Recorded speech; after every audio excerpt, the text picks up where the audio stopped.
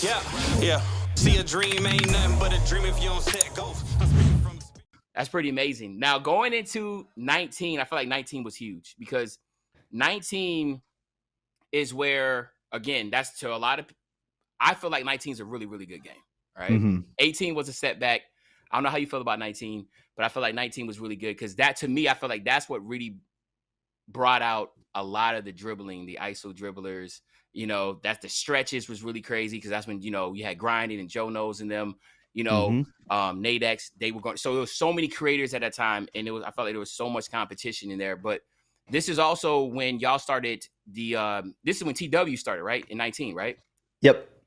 So give me this foundation of Hank the Tank, Dignify, Hollywood, and Breezy, right? Is that his name? Yeah, Breeze. Yep. So how did that?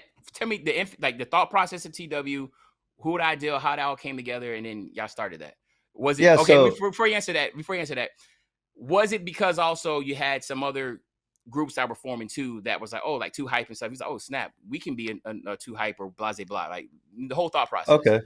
Yeah, so TW has always been TW originally started as a pro-am team in 2K15, 16. And originally I joined in 2016 in the summer to play pro-am, and I was a content creator as well. But yeah, so TW's always been a thing like back in the day, and then we started to, like, we kind of want to start picking up content creators. Originally it was Breeze and Hollywood. And they picked me up, and we kind of started there. And then in late, I think 2K19, the beginning of NBA 2K19 is when we picked up like Dignify, and T-Jack. I know we picked up T-Jack later on. We picked up Hank. Sorry, we picked up Hank. Yeah, Hank. Yeah. So, but yeah, in 2K19, I was living in my own place, north of Atlanta, and then I think Hank's located in PA. Breeze was located in upstate New York. Hollywood's over in Arizona. We're all spread across the country, and we saw Too Hype and all that type of stuff, and we were like, yeah, but I feel like we could definitely create some content, whether that's 2K, whether that's IRL. It'd be just really cool for all of us to live together.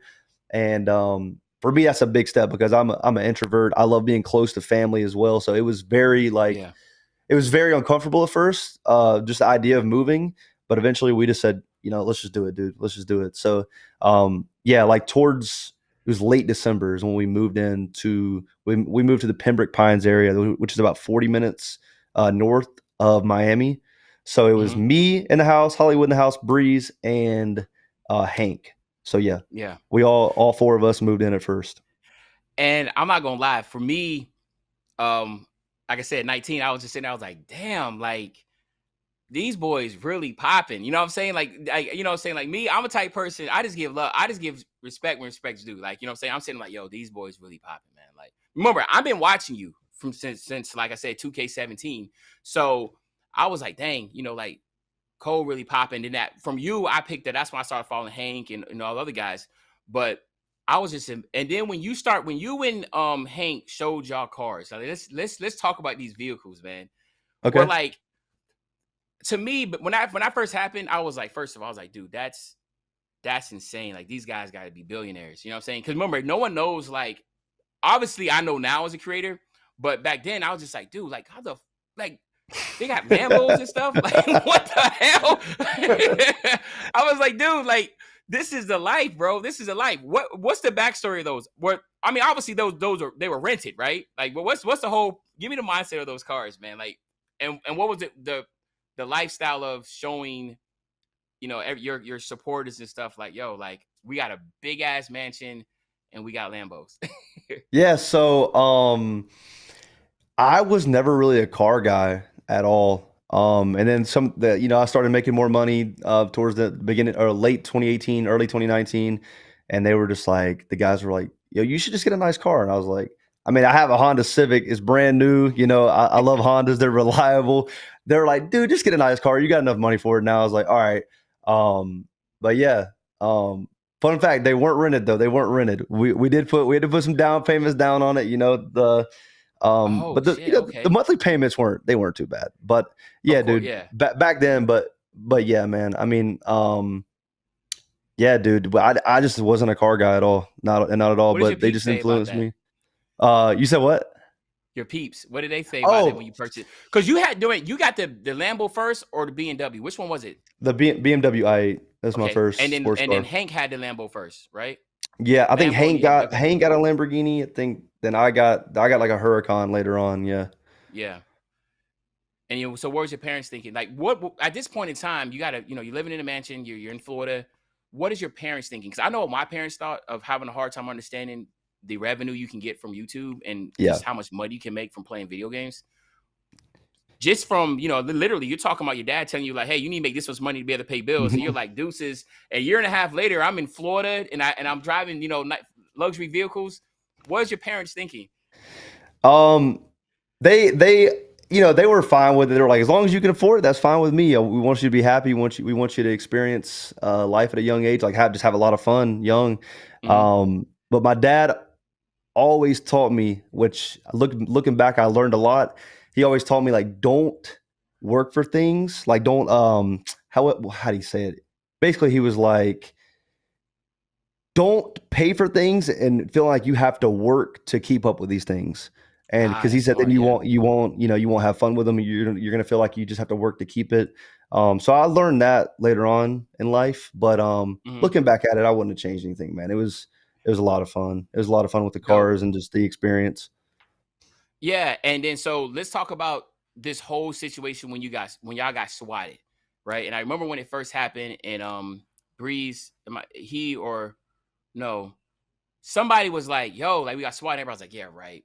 And to me, that was the first time I seen people start getting swatted. And it's still crazy how it still goes now.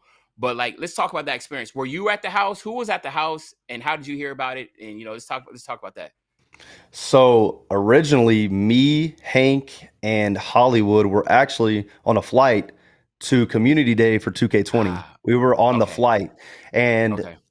I didn't buy Wi-Fi on the plane because I'm cheap. So I'm just kind of sitting there. I'm just like, all right, I have no service. And as soon as we land, I see my phone and I see it's on Twitter. I see it's on the news that the TW house got swatted, and I'm like, bro, this is crazy because it was only T-Jack. T-Jack was there, Breeze, and we had another roommate there that was helping out, like, on the side stuff with Mhm. us, like editing and whatnot. But those three guys were there, and yeah, it was crazy. Like the accusations that someone called the police and said, like, I don't want to say it because YouTube Yeah, might. I don't some want to be wild stuff. Yeah, monetized. yeah. But they said, But yeah, because that's they usually said what they some say. crazy They say things. wild stuff. They say wild stuff to make sure that they come geared up, suited up, and with guns ready to do what they have to do. It's terrifying. It's I feel bad for the guys that were there. Obviously, you were safe, but um, the actual when that went down, and I'm pretty sure that you have conversations going back and forth.